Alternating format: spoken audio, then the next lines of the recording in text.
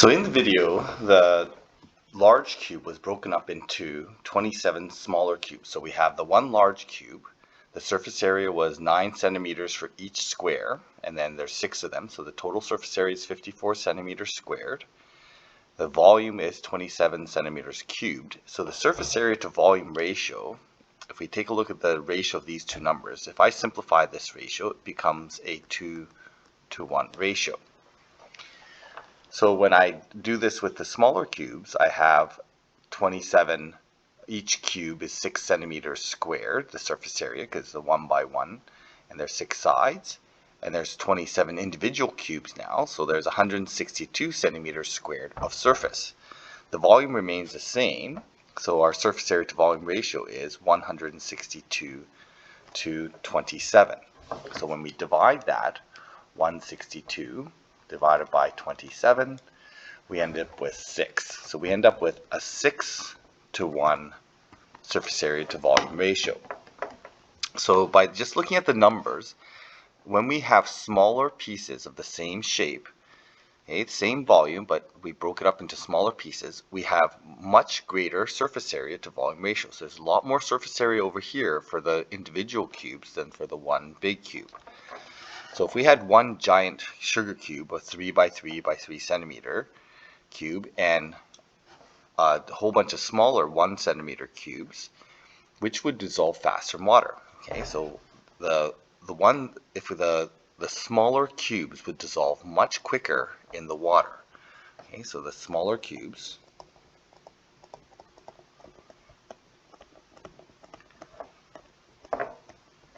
would dissolve much quicker.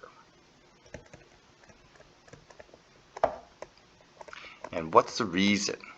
Okay, the reason why is because there's much greater surface area contacting the water that allows the molecules to come apart and dissolve into the water. So there's much greater surface area for the same volume of sugar.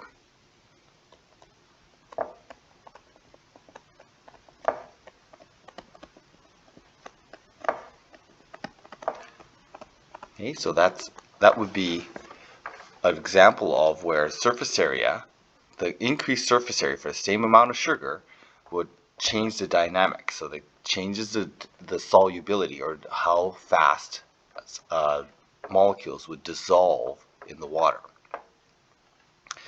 So I want you to kind of think of where does surface area, as we change this amount of surface, that it affects some sort of process. For example, would be, and come up with a different one, if you have a wet t-shirt all scrunched up in a ball, sitting in the corner of your room, or if you took that same wet t-shirt and flattened it out and hung it up on a hanger or on a clothes rack, which one's going to dry quicker?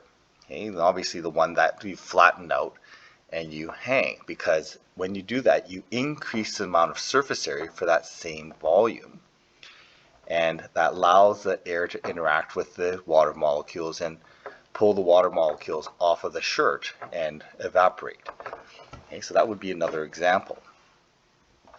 So I'll give you one more example here, and when we talk about heat transfer.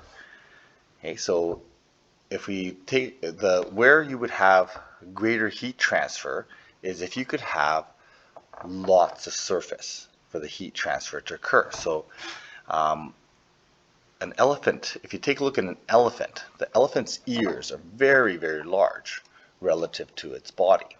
Okay? It's because it needs to be able to, the elephants live in a hot environment, so they need to sometimes cool themselves or lose heat out of their ears. So the large surface area of elephant's ears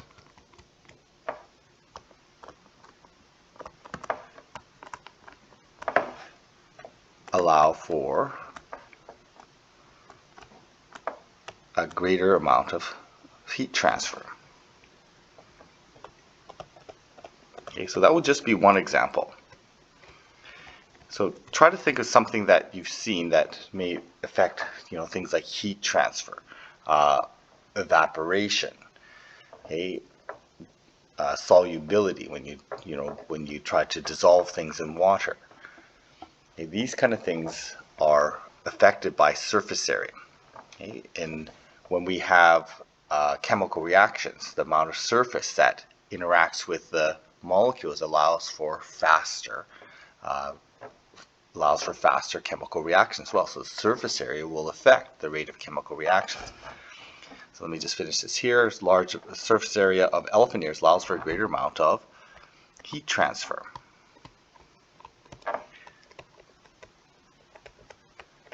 Okay, so this would be just one example. You can come up with many examples of this, but try to think of one and write it down.